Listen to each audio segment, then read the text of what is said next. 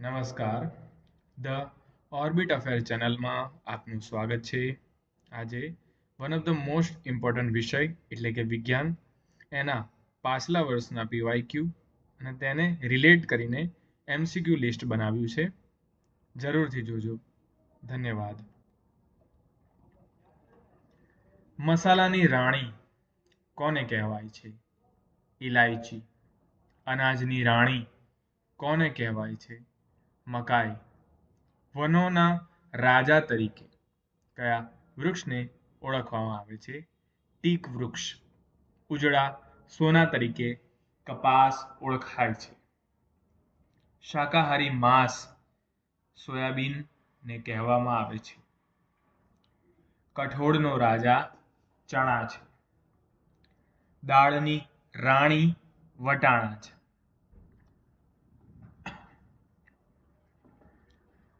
ભારતીય ન્યૂટન કોને ઓળખવામાં આવે છે? બ્રહ્મગુપ્ત. રાશિના મુખ્ય કેટલા પ્રકાર છે અને કયા કયા? મુખ્ય બે પ્રકાર છે, સદિશ અને અદિશ.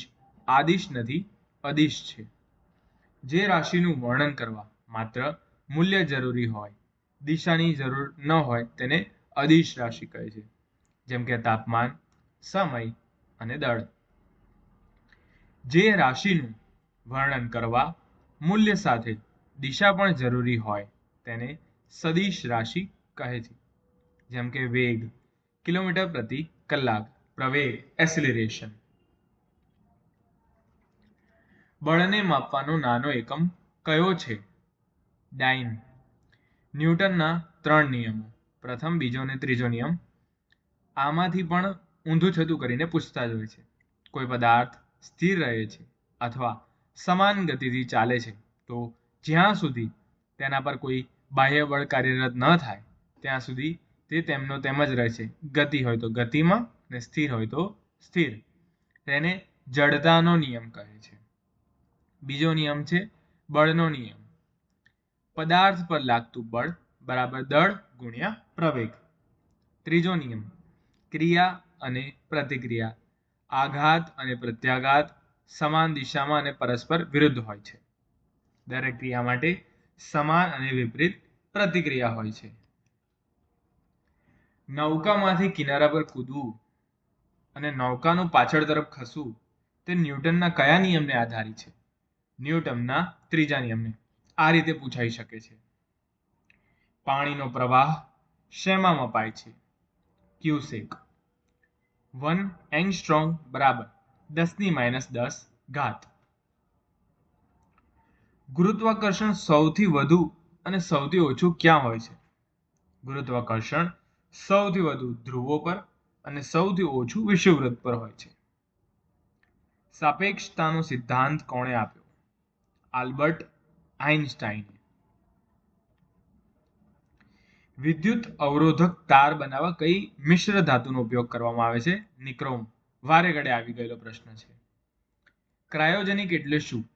તો કે અત્યંત નીચા તાપમાન સાથે. સામાન્ય રીતે -150°C થી લઈને 0 કેલ્વિન સુધીના તાપમાનને ક્રાયોજેનિક કહે છે. આ પૂછાઈ શકે છે. વાતાવરણના દબાણને કયા સાધન દ્વારા માપવામાં આવે છે? બેરોમીટર.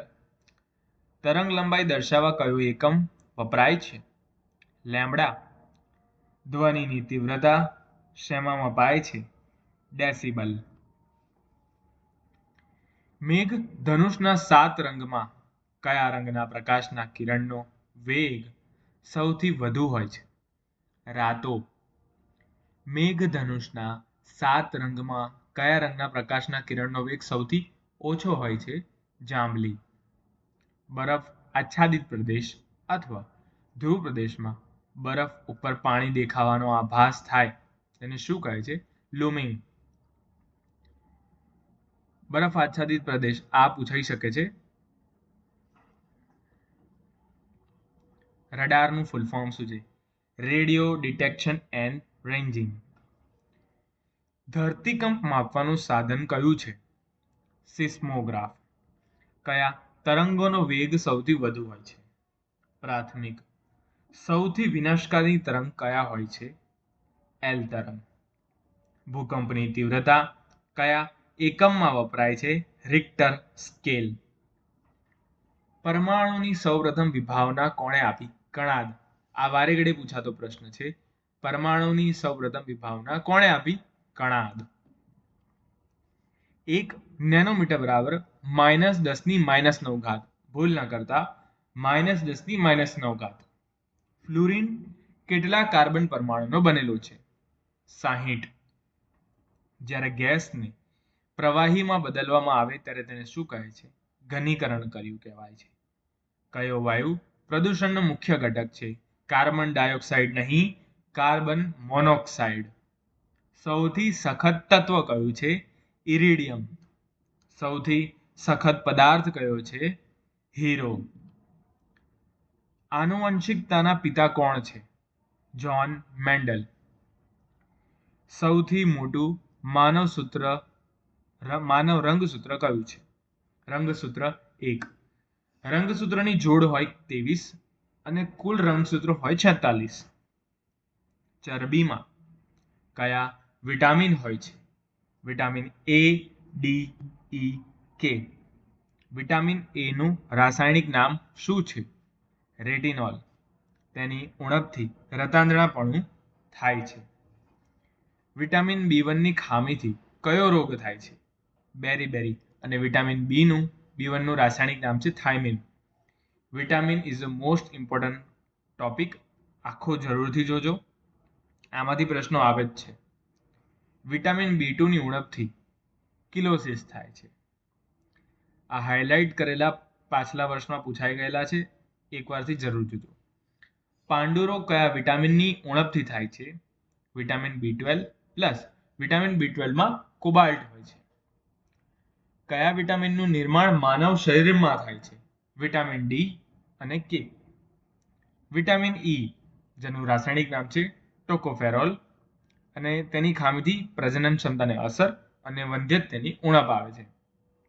વિટામિન D નું રાસાયણિક નામ છે કેલ્સીફેરોલ.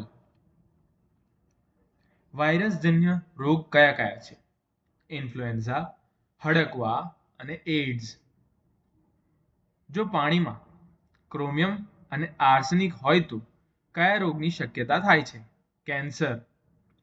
સ્કર્વી રોગમાં શરીરનું કયું અંગ પ્રભાવિત થાય છે? દાંત અને પેઢા. કયો રોગ શાહી રોગ છે? હિમોફિલિયા. મીનામાટા રોગ શેના દ્વારા થાય છે? મર્ક્યુરી. ભારતની પ્રથમ કોરોના ટેસ્ટ કિટનું નામ શું છે? કોબાસ 6800. હડકવા કયા વાયરસથી થતો રોગ છે? Rabies virus. કોરોના માટે કઈ 2 રસીને મંજૂરી આપી હતી? કોવિશિલ્ડ અને કોવેક્સિન. ભારતમાં સ્વર્ણિમ તંતુ તરીકે શણ ઓળખાય છે. 21મી સદીના વૃક્ષ તરીકે લીમડો ઓળખાય છે. શતાબ્દી વૃક્ષ તરીકે ખજૂર ઓળખાય છે અને ચમત્કારી વૃક્ષ તરીકે કીવી ઓળખાય છે. આ one of the most important એટલે કે વિજ્ઞાનના જે પ્રીવિયસ યરના ક્વેશ્ચન હતા તેને અનુરૂપ પ્રશ્નો છે. ધન્યવાદ. લાઈક કરજો, સબસ્ક્રાઇબ કરજો.